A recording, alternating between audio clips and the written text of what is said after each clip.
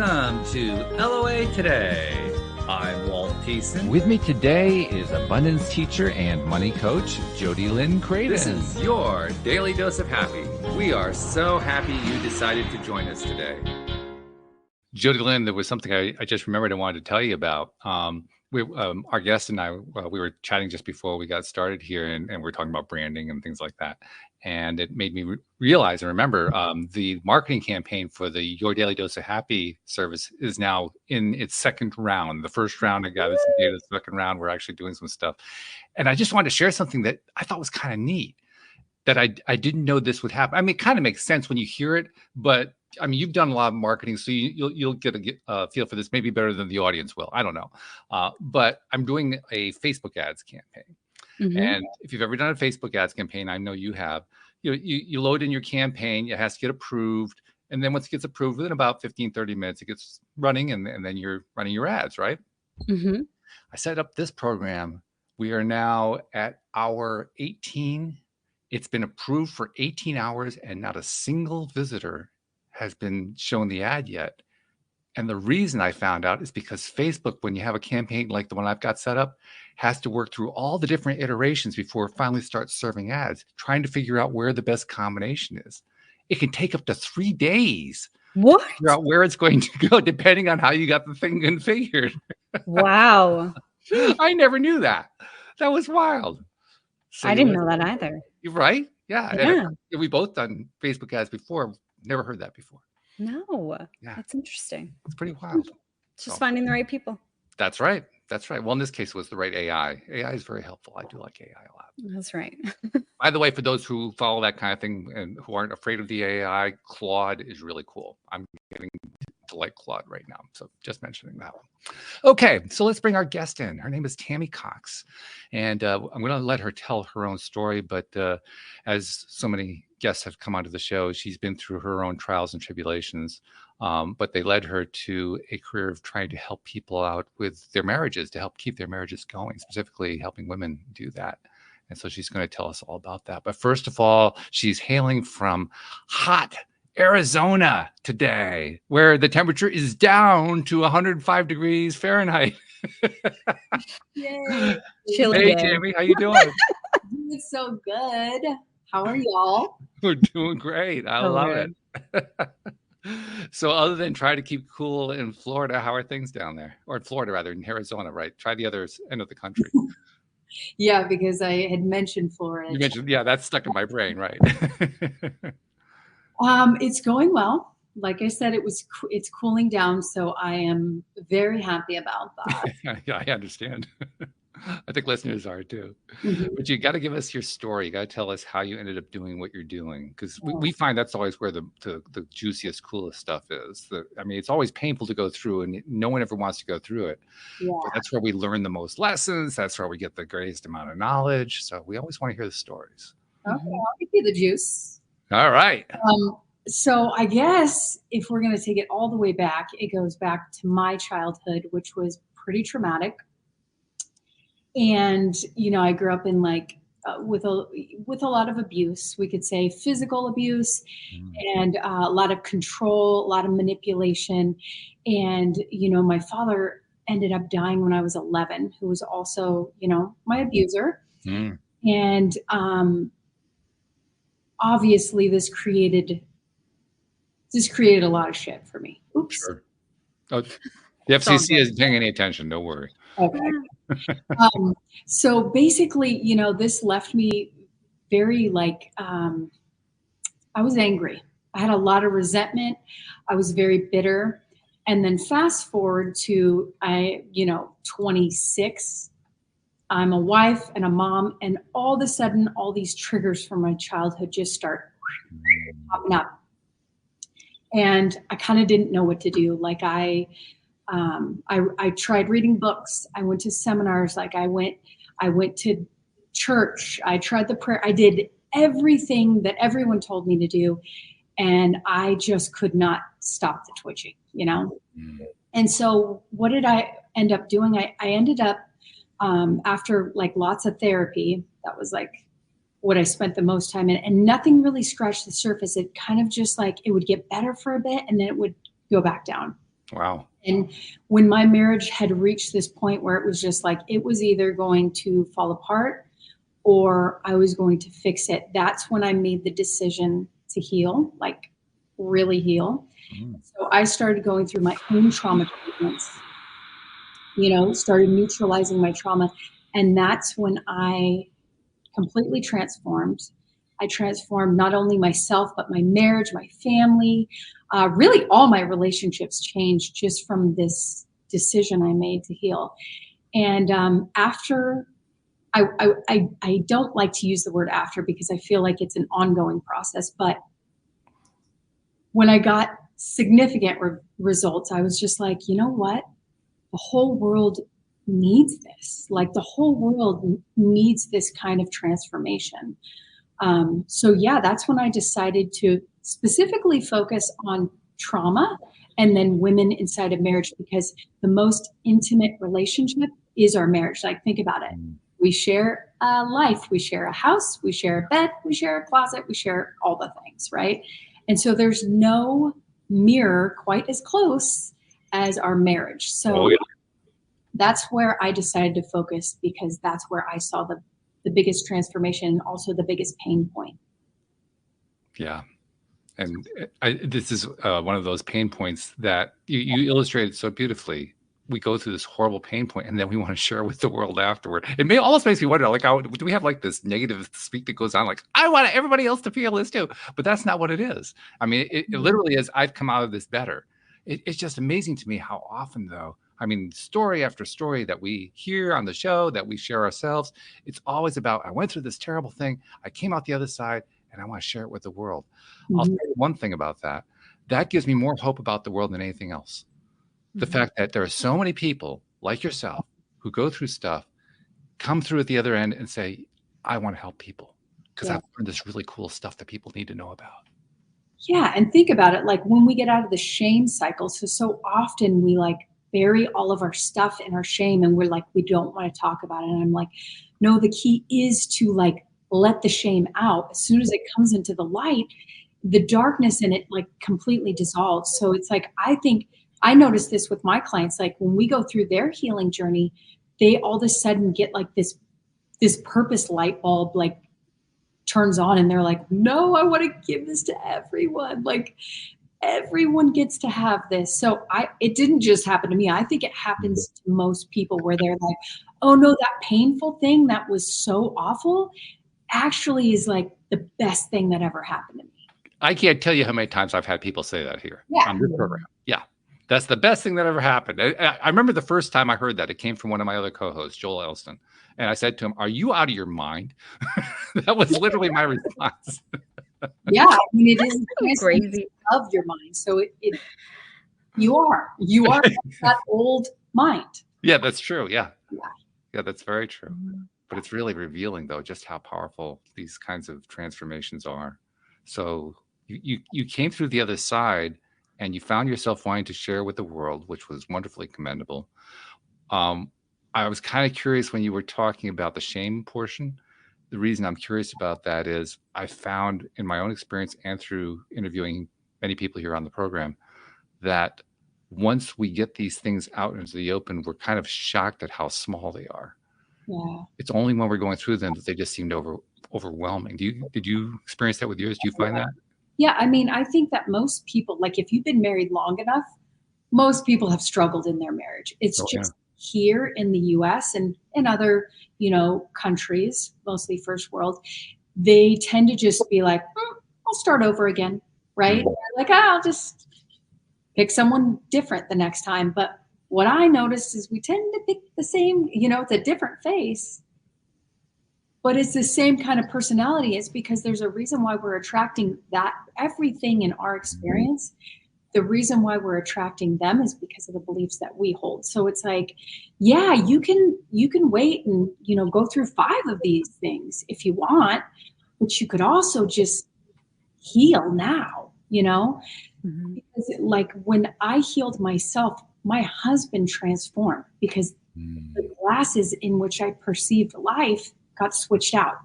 And so all of a sudden I didn't see the horrible things in him anymore. I saw how amazing, like he changed to me through my, my perception. And so that's what we do when we heal. We heal our perception. No one around us actually changes at all. Isn't that odd? It's not only odd, it is revealing. I think you revealed it very nicely there, how it is that when we experience these shifts, what we're ending up doing is changing not only the way we feel about it, but how we think about it. Yeah. And when we think about it differently, the experience becomes different. Yeah. And it seems like the whole world just changed. It was really just us. Mm-hmm. It does, though, because our perception can be switched in a moment. We change one massive belief that we hold. Like in my line of work, we have something called commands, and it's like the strongest negative beliefs that you hold that are really creating your patterns. And so when we find those, we go, "Oop, there we go. There's the culprit. All we got to do is change this belief." Yeah. It really is it's a beautiful thing, and it's simple, but it isn't easy. I will not say it's easy, but it is simple. One of my favorite phrases comes from a TV series, from the Ted Lasso series, in which the therapist in that show says, "The truth will set you free, but first it will piss you off," which is exactly what the process is. It'll piss you off. You're like, oh. Because and what you're getting pissed off at is yourself. You just don't realize it at the time. You think you're getting pissed off at, like you said, your husband or your wife or somebody else. You're pissed at yourself. Yep. It takes a while to come to grips with that. That's what the truth part is. Mm-hmm. Yeah. Yeah. This is it's nitty gritty stuff. That's where we're facing those mirrors. That you described it nicely as a mirror. That's what the other person is. But it's not just that one person. I mean, all of life is mirroring stuff. Every friend, every person you have ever met, every circumstance, everything that you experience in life shows up because of a belief that you hold.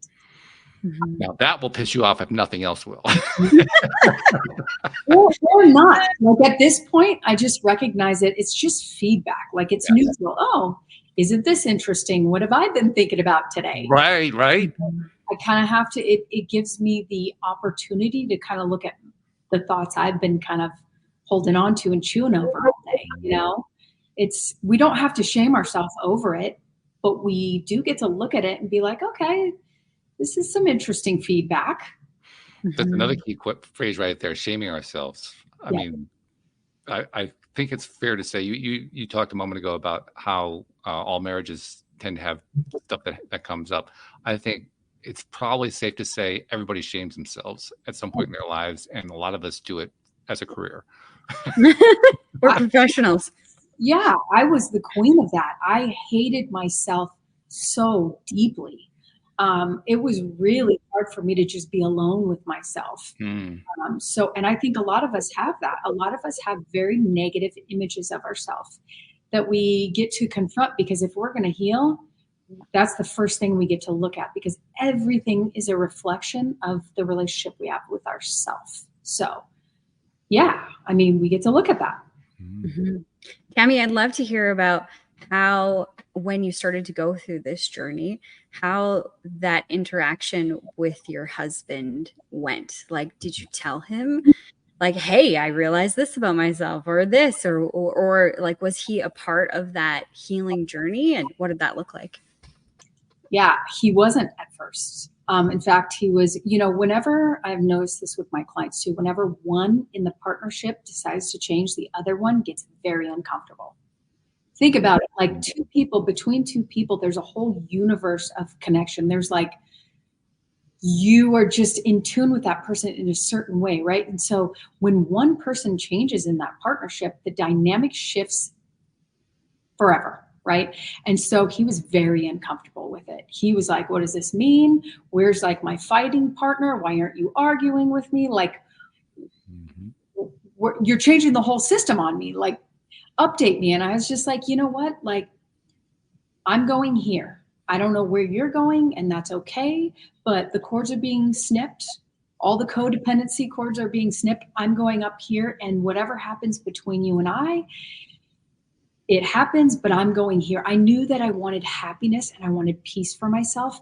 And I just sort of said, whatever you choose for you, that's cool. I'm just going here. And he was uncomfortable for many months. I think he was kind of turmoiling and like trying to pick a fight with me. Like usually it's you picking the fight. Like he was just so thrown off by this new version of me. And so when this happens with my clients, I tell them, nope, this is normal. You're switching up the system on them. Now, in my relationship, I'm the controller and my husband's more the supporter. But usually with my clients, they're more the supporters and they're married to controllers. That's just who I attract. And so I tell them the hardest thing, if you know about trauma bonds and stuff, the hardest thing for a controller is to be out of control. So I get why he is struggling right now with you switching up the system on him. Because that's how I am whenever my husband tries to switch the system. But I just tell him, hang on a bit. For me, it was like probably 3 to 5 months where he was really like, okay, like what's going on here? But once he saw the peace and the joy that I was experiencing, I think he just was like, yeah, I need that. Like, I want that, you know? So it wasn't, I think that was kind of the simple, like, cause I didn't really have the words to give him in that moment of like, I just was kind of like, I'm going here. You do you. Well, that was communication, though. I mean, you could have kept going and done it with, you know, the curtain drawn, and you didn't do that, which I commend you for, because it's really hard when you're dealing with a partner who is not communicating what's going on, and then you don't know what to do with it. Yeah, that's true. That's true. I'm more of the over communicator in the relationship. He's the under and I'm the over. So that's kind of our pattern. But yeah, it is frustrating too. And that's why with the supporter, the women that I work with, they tend to be supporters. So we work through like, no, you get to say all of your truth. Like, first of all, most of them don't even know their truth. Yes. A lot of women is they don't even know what they want. So I'm like, first of all, we need to figure out what you want. I got a clue for you, Tammy. What? It's true for men too. Oh, really? It really is. Yeah. Oh, that's good to know. It's true. No, I think you're right. I think as humans, we're not often asked, hey, what do you want? But we're not asking ourselves that either. We go through lives following patterns that we were trained to do through our upbringing. Yeah. And we don't question it until something goes wrong, which is really too late to try to ask yourself what it is that you really want in life. Yeah. That's why it went wrong in the first place. Yeah. So yeah, Or it's even not everybody does that. What's that, Jody Lynn? Or even like, what is bothering you? Like, why does this interaction bother you? Most of the time, it's completely unconscious. I don't know. It just pissed me off. Yeah. That's it. You shouldn't have done that. You should be nicer or whatever. Just asking the question, like, why does that piss you off? That's like, it's mind blowing, but it's like, it gets the other person to think, oh yeah, why did that trigger me? What wound did that like poke at, you know? Yeah.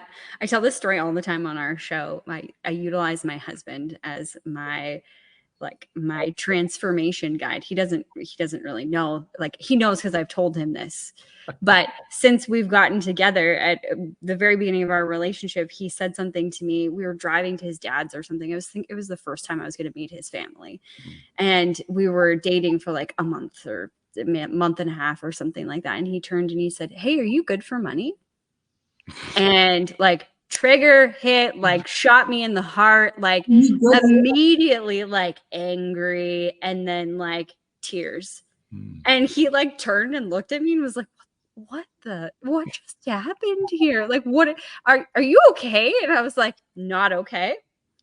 I don't know why I'm not okay. And I can't talk. Like, we were pulling into his dad's driveway. I was like, can we just put a pin in this and then come back? Because I had no idea why that got me so upset, but it got me upset. And he was like, oh, okay, sure. Are you okay? I'm like, yeah, I'll be fine. I just need to figure this out. And he's like, okie dokie, whatever. Then fast forward, the day's over. We get in the vehicle and I'm like stewing about this. And he's like, do you want to talk about it? I'm like, not yet. And then like, I go home and I unravel. And I'm like, why did that upset me so much? And in my mind, it was that he thinks that I can't take care of myself, that I'm useless, that I'm not successful, that all of these things came out, and I journaled about it, and it was all on my paper. And I was like, wow, that's awful that he thinks these things. And then it like clicked. Oh, I'm the one that said those things. All that he actually said is, are you good for money? And I'm like, okay, this is my perception. This is my interpretation of everything that's just happened. And now what? Now what do I do with this? And so I had to go back to him. I'm like, the only thing I can do is ask him, which is terrifying. Like we just started dating, and now I'm going to ask you, like, do you think I'm a total loser? I am terrified to ask this question, but I brought it up. I was like, hey, this is what happened. When you said that, this is what I heard. Did you mean that? Like all the things that I heard that you didn't? Yes, of course I did. Yeah. That's what I thought he was going to say. I was so terrified. I was like, oh my God, I'm a loser. I'm an idiot. Like all of these things. It was like this just pressure. And when I asked that question, he's like, of course not. He's like, I don't even really know how much money you make. I just wanted to make sure that you were okay. I want to take care of you. Oh, I'm like, that is the sweetest thing ever. But it really taught me in that moment that my perception can make or break this entire relationship. And if I would have allowed that to continue, like, oh, he thinks this of me without addressing it, it would have tanked our relationship. Because obviously those are pretty hurtful things to think about somebody. And I mean, I demonized him without even asking. And then when I asked the question, it was so innocent and so lovely. What conclusion you made. But it's true. So money, in the subconscious, money is directly connected to our self-worth. So money is self-worth. So whenever it's a money conversation, we're really talking about your own self-worth. Yeah, 100%. Yeah. But I utilized him to figure out my trauma because I knew he was my closest mirror. So anytime I get upset with him, it's my cue to look in and be like, okay, why? What am I perceiving about whatever he said? Because he didn't say, he's not a man. Well, he's a man of many words, but in these contexts, he doesn't say much, but it's the things that he said that triggers me. And I'm like, oh, opportunity. Yeah, because if someone just says it, like I tell it to my kids like this, if I walk down the street, someone yells at me, hey, B word, right? I'd be like, keep walking. They're not talking about me. I don't identify myself that way. So why would I get mad about it? But if they say something that I do, there's some truth to in my own mind, I will get triggered because the trigger is just like, it's like I said, poking an old wound. So in my line of work, what we are doing is we're neutralizing the traumatic event so that when we go back to the event, it has no emotional charge. So, the only meaning that anything ever has in life is the meaning you give it. And each person has what we call relative beliefs. So nothing is right or wrong. We've just made it that way in our own head by our experiences. Isn't it alarming how strong our beliefs are? I mean, seriously, it's alarming. It's also exciting. I find it to be both to be true. It took me a while to come to that conclusion, but once I realized the truth of it, it kind of told me we're pretty powerful. We don't give ourselves a whole lot of credit for it, but we're pretty damn powerful. So powerful. We are so powerful. If anything in my transformational journey did I learn that, it's like we are also massively powerful that we've created our entire life. It's just we want to look at it and be like, I didn't do this. It's like, yeah, you did. And I'll show you. But then once we take like the guilt and shame out of it, it just gets to be like neutral feedback. Like it doesn't have to mean it doesn't mean you're worthless. It just means that you didn't know. And now you get to do it on purpose. Like you could reformat the whole thing. And why wouldn't you? But it's like, don't shame yourself for it. We all have that programming in the third trimester and then the first 5 years of life. So like we all have the program. It's just like what we get to do with it, I think probably the biggest challenge for all of us, I love the way you describe that. The biggest challenge there is recognizing that we have programming. I mean, it's not like you come out of the womb and they hand you a book that says, okay, you're programmed. Here's how it all works. Here's your system. Yeah, right. Yeah, no, yeah, exactly. That's why I love that modern science is catching these things like epigenetics nowadays, where like we're recognizing that 95% of our beliefs did not originate with us. Yeah. 95. It's So crazy. it's wild. It's but a lot of people get discouraged by that because they don't realize that you can change a belief. Yeah. Well, that we have a lot of experience with that because we don't change our beliefs. So therefore we believe we can't change our belief because we believe that we can't change our belief because we believe we can't change our belief. This is circle. This is circle. The thing that I always admire is whenever I see somebody who usually they self-describe as being ADHD, they're so focused on something. They're intently focused. They're focused in bulldog mode. They've got the jaws clenched around the thing that they're focused on. And then they talk about how they can't change. And I'm thinking, you're the most powerful person in the room. What are you talking about? That actually drives me really crazy. I'm like, no one has ADHD. Give them a subject that they love and they will eat it up. Give them a subject they hate and they're going to find every way to get out of it. This is like, hello, this is the most simplistic, like we're human beings. We all love different things, but please stop calling yourself ADHD. Or change the way you think about it. I mean, my other co-host, Joel Elston, says that's his superpower. And he literally means that. He thinks it's the best thing that happens in the world that he has ADHD, and he'll brag about it here on the show. He says, this is great stuff to have. And what that means is he's not a people pleaser. That's what it right. really means. That's right. It means that he hasn't changed himself so much to make himself do things that he doesn't like doing. Yeah. Yeah. And if you knew his history, you'd understand why he came to that conclusion. Because, yeah, he went through his own self-created dark nights of the soul kind of a thing. Mm-hmm. Yeah.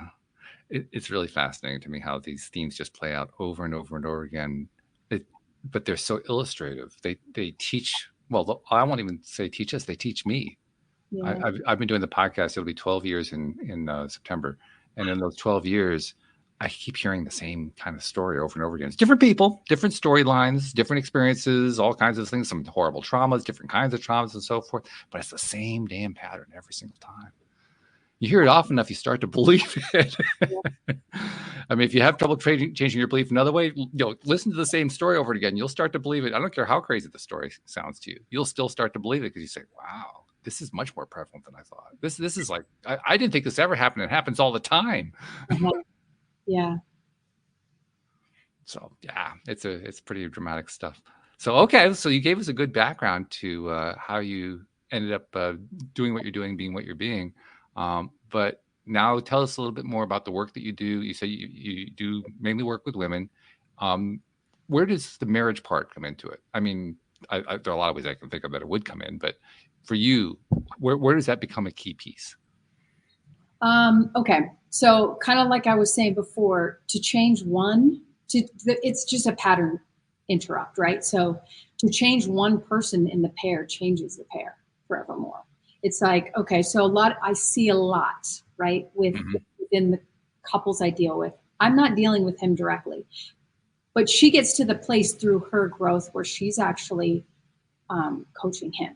Mm. He doesn't know it. It's kind of like with my husband and I, he didn't know I was coaching him. I was just telling him what I was learning. I was telling him what I was doing, but I wasn't telling him what to do directly, right? Right. So it's kind of like that. So here she is. She starts working with me. We start going through and neutralizing her trauma, right? Mm-hmm. So the reason why she picked that man, so I'll give you from my example, right? So I had an abusive father, very controlling, very dominating. He, obviously he died when I was 11, but what we tend to do is either become our mom or our dad. Well, I became my dad, more of a controller. My dad would probably, my dad also had we would call it a sex addiction these days. He died of AIDS. Whatever. Cheated on my mom the whole time, like all the things. I never got to that. Like I was never exactly like him, but in my marriage, I and this is what how people need to see it too, is like, we either become our mom or our dad, but we're not like spot on that. Like I don't have all the attributes my father had. Thank goodness. That may be too confusing. But I had enough of them, right? The control, the dominating, and anyways. So when we start, what I really do with my clients, on top of like neutralizing their trauma, is we look at the dynamics, because our goal, if she comes in as a supporter, she's like down here, right? He's the controller, he's up here. What we're trying to do is balance the power out. So what we have to do is get her up here. Because in order for her to have that dynamic within the relationship, she had to make herself less than and less than and less than. I'm not important. I'm not important. I'm not important. And then he gets more power, right? This is just a dynamic I work with mostly, so I'm going to speak to this one. Mm-hmm. So my goal with her is to neutralize that trauma, which is keeping her small, which is keeping the I'm not that important story going. And we neutralize that, and then we're shifting this so we can be somewhere close to the same level. Because in order to have a healthy relationship, both need to be autonomous, and they both need to be just as important. We need balance. We need equal partnership. This goes with every relationship. Talk about the autonomous part a little bit more too. I mean, what do you mean? That means that she gets to be 100% herself, do her thing, be all her. Mm-hmm. He gets to be all him. Mm-hmm. And so sometimes people be like, oh, well, how will that work? We need to, like, it's, marriage is all about giving up yourself for the other person. It's not.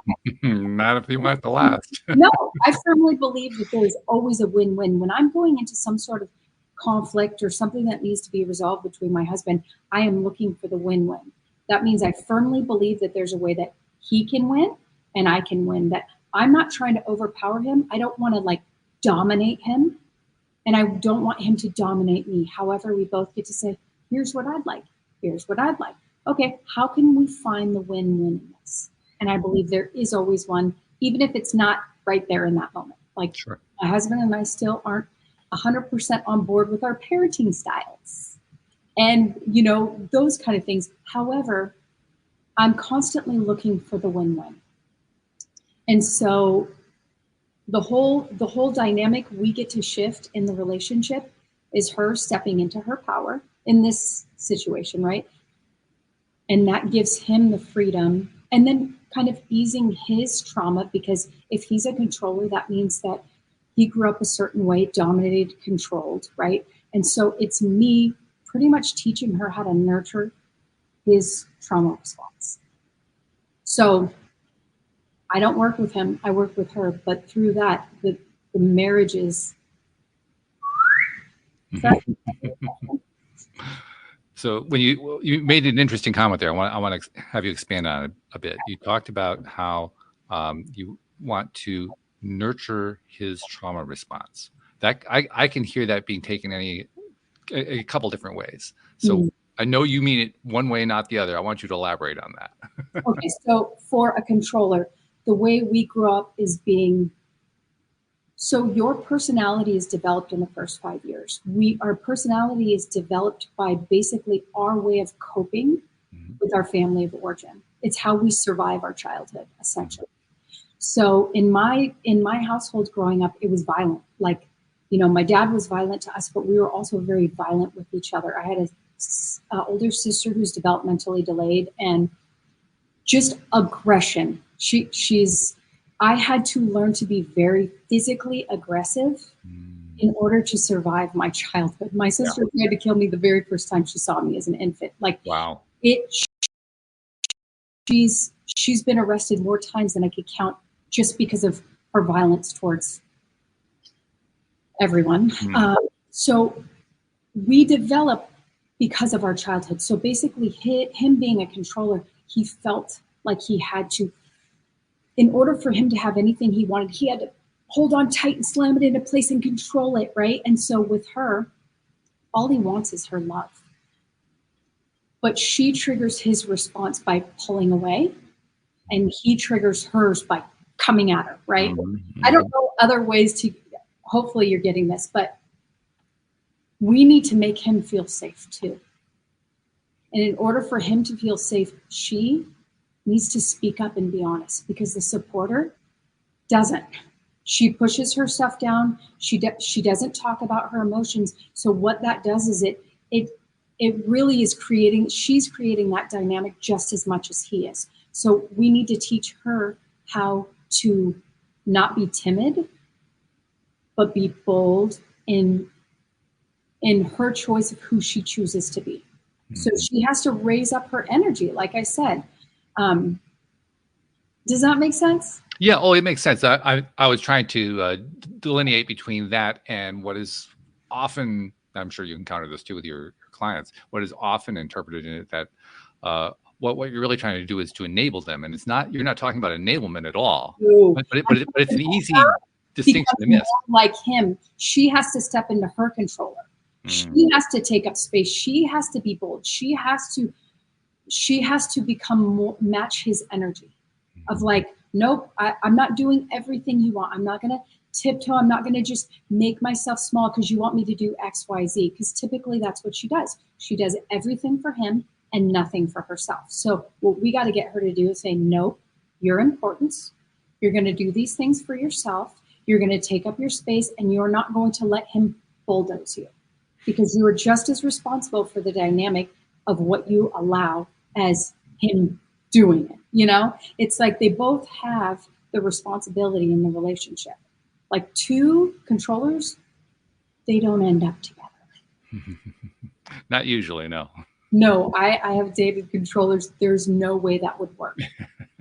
There's just no way. I needed my husband's dynamic. He's soft, and you know, he, especially with the abuse I came in with, it was like my two commands around men were, men hurt me and men are scary. These were my dominant beliefs around men. And so I needed that soft man, you know? And so there's a reason why we attract who we attract, but at the same time, I also don't get to bulldoze him and dominate him and crawl all over him. And like, I even tell him, like, please don't let me do that to you.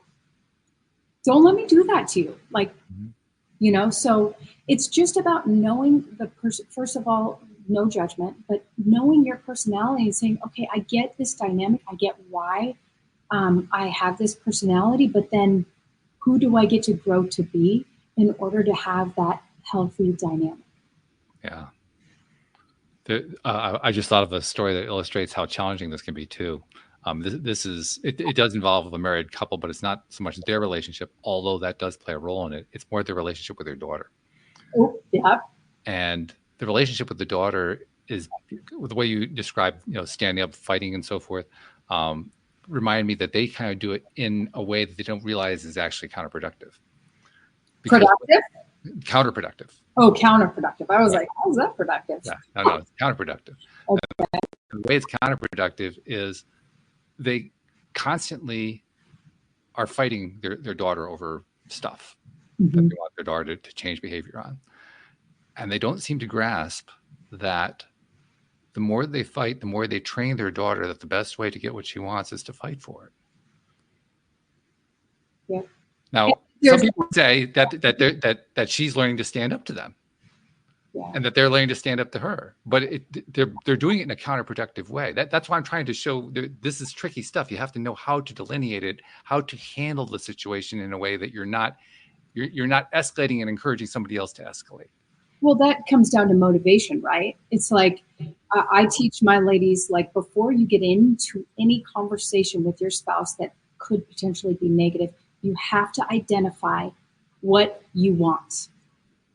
For instance, you go in looking for the win-win. I'm looking for the win-win. That is what I am going for, right? And so that changes everything. It changes the way I go and approach my husband.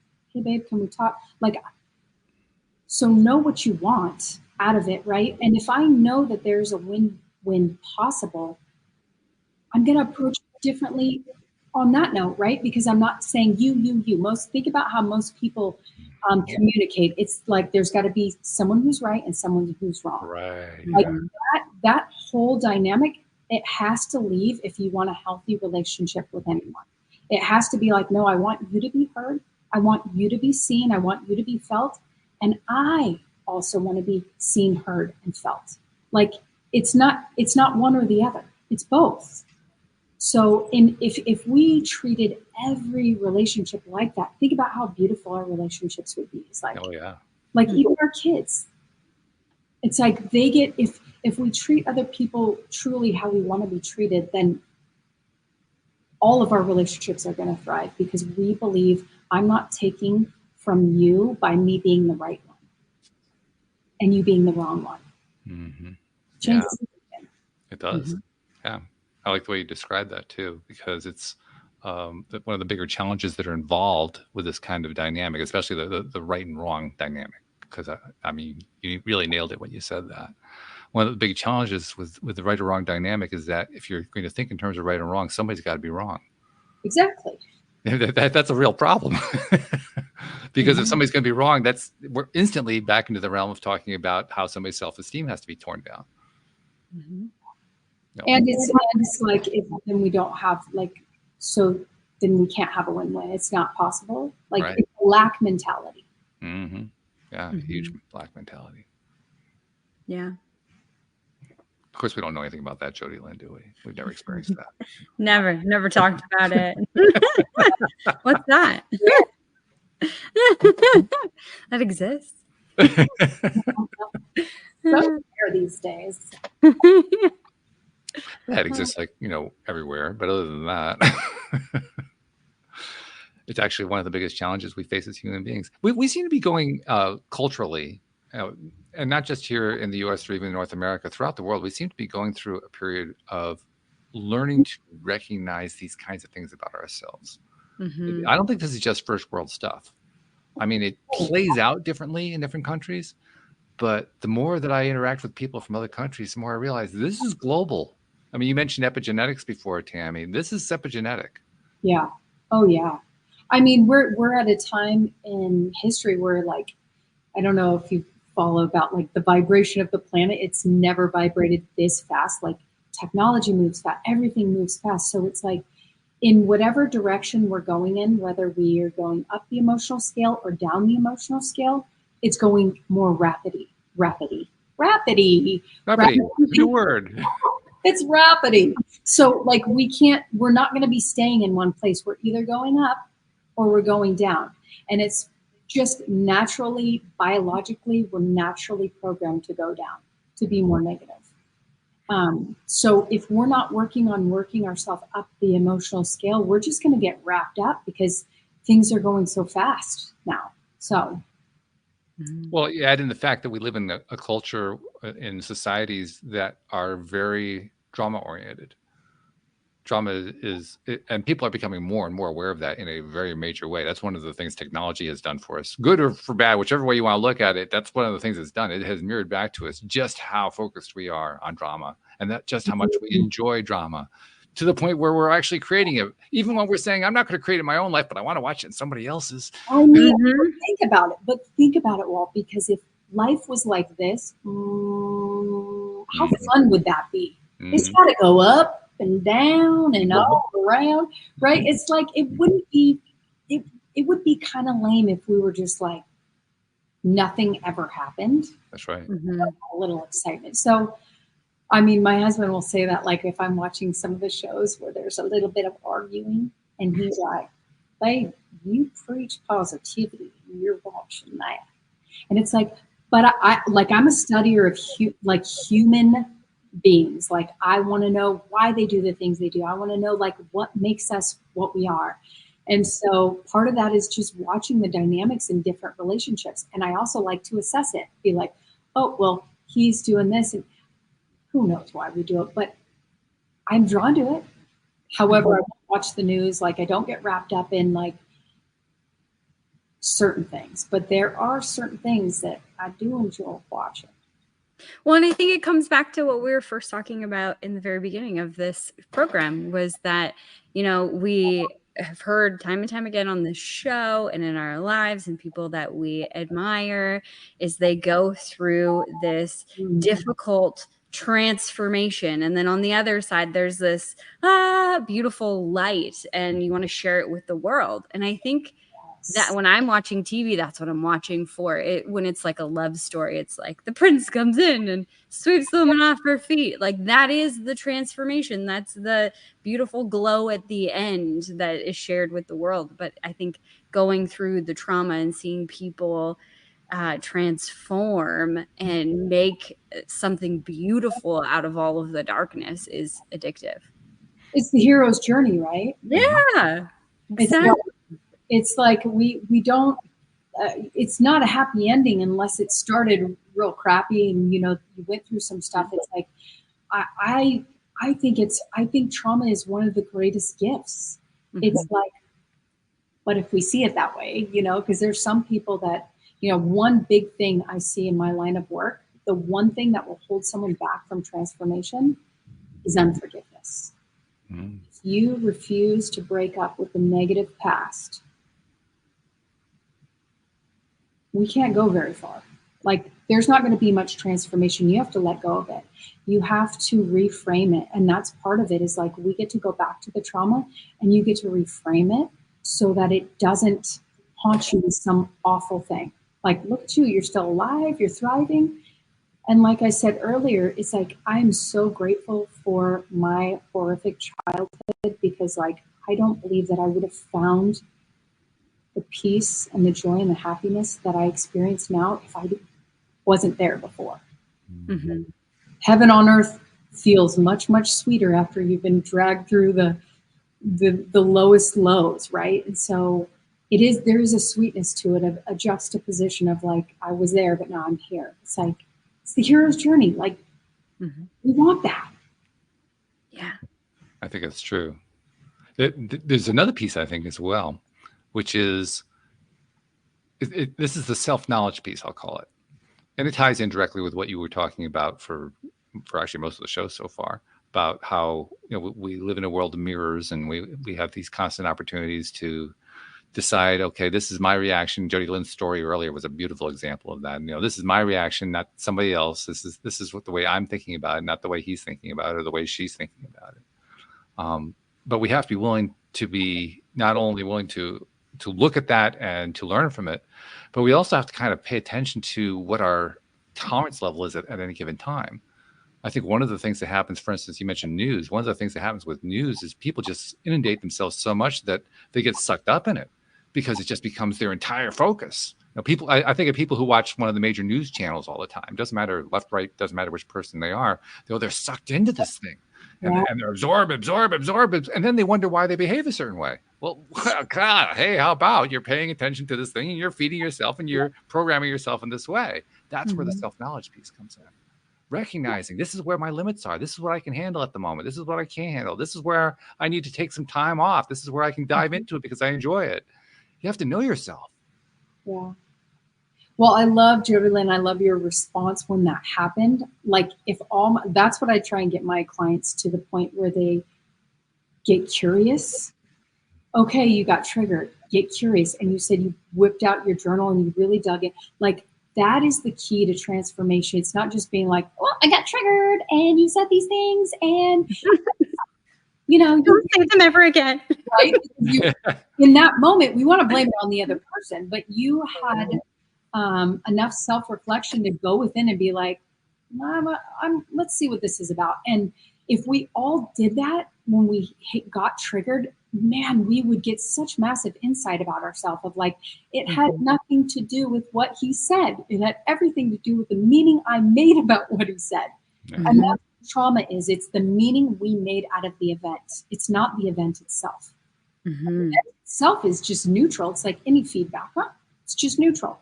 Right. And so to get curious and to be like, no, I'm going to investigate what beliefs I have going on.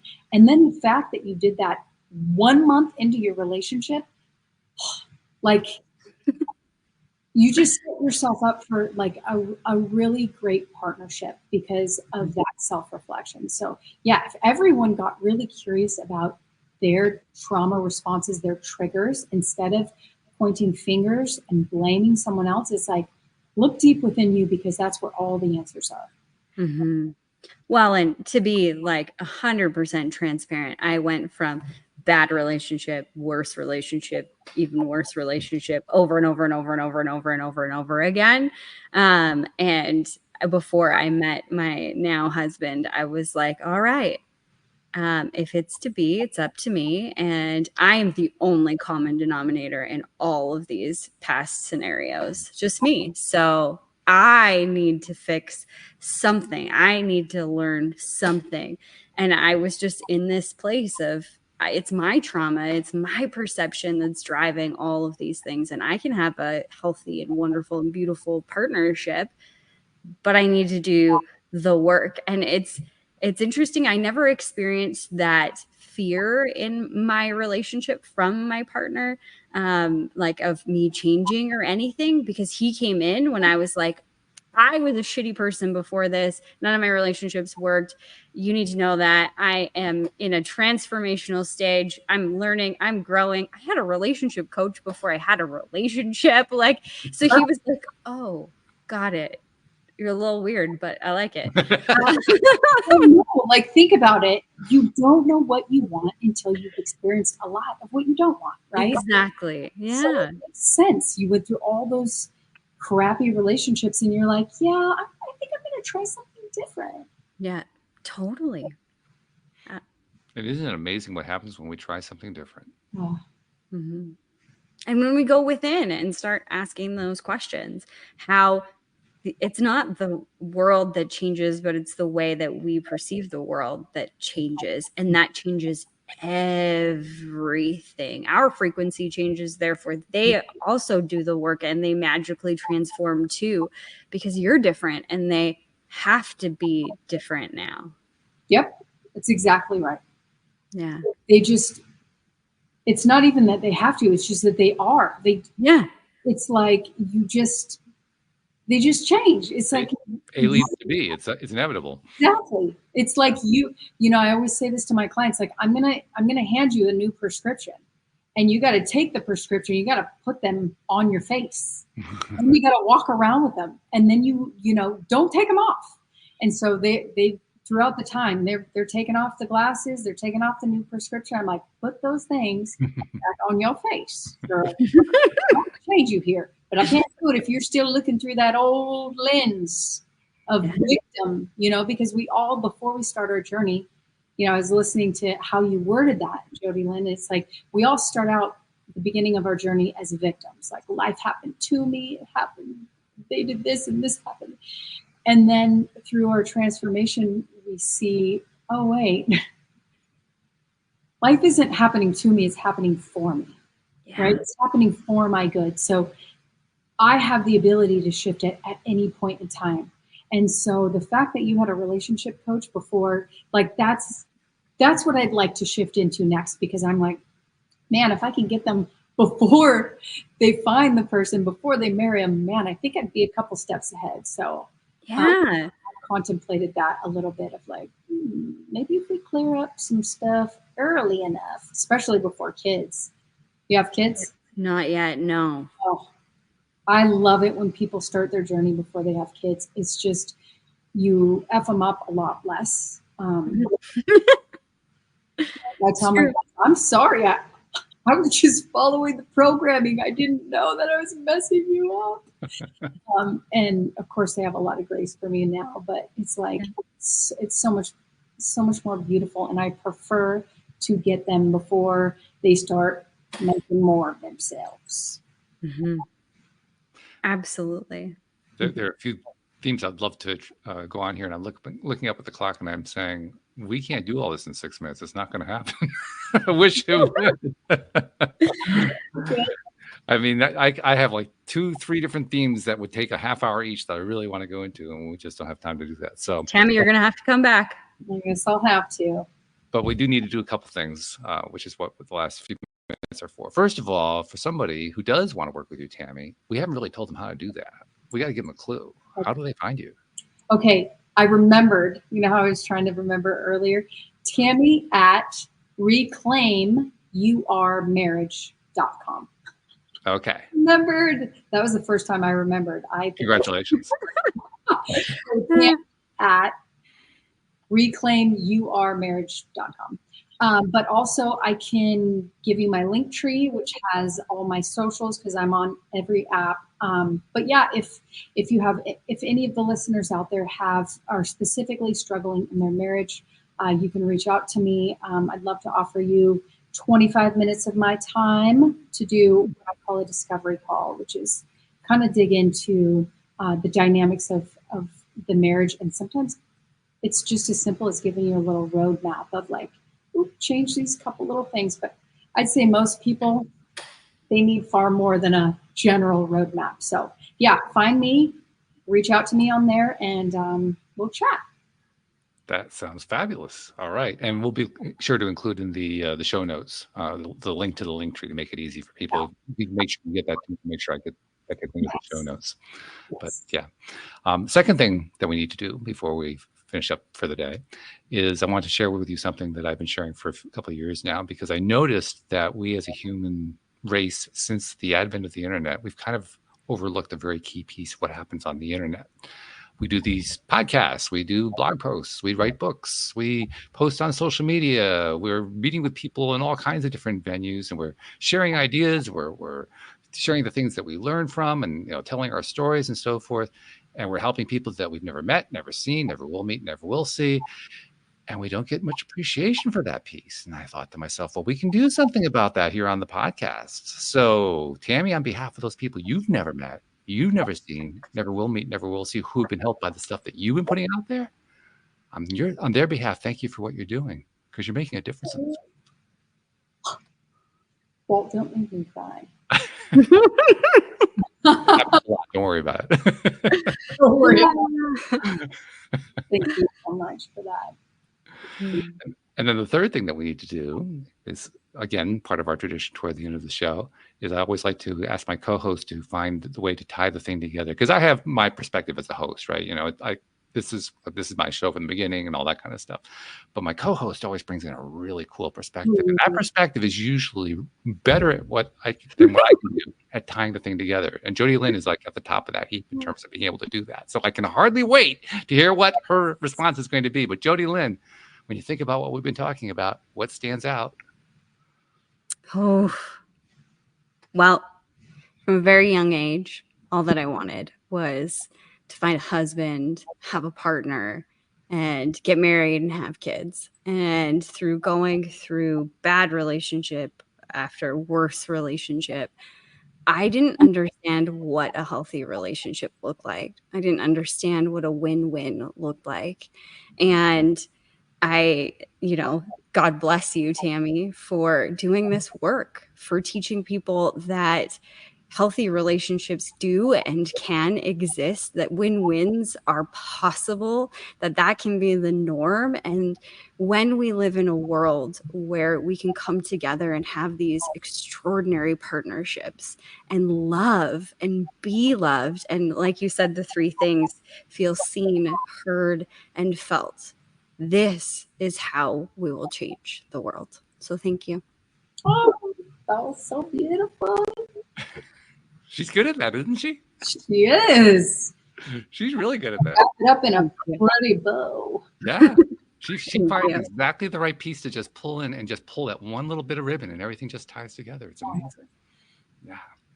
So Tammy Cox, thank you so much for joining us. Thank you for sharing with us your ideas and your story and your inspiration.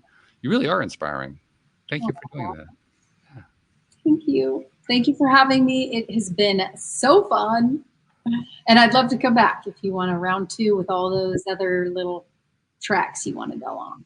Yeah. I probably won't even remember what they were, because I always remember in the midst of the moment. But absolutely, yeah, let's have you back. I mean, you have the link. You still have the link. I gave it to you. Pick another date. We'll do a second date. Why not? Yeah. I mean, you can't stop at one date. If you're dating, you're going to have to do a second date to find out, right? So let's do the second date. That's right. So thank you very much. Thank you to our podcast listeners everywhere. And we will see you all next time here on LOA Today. Goodbye, everybody.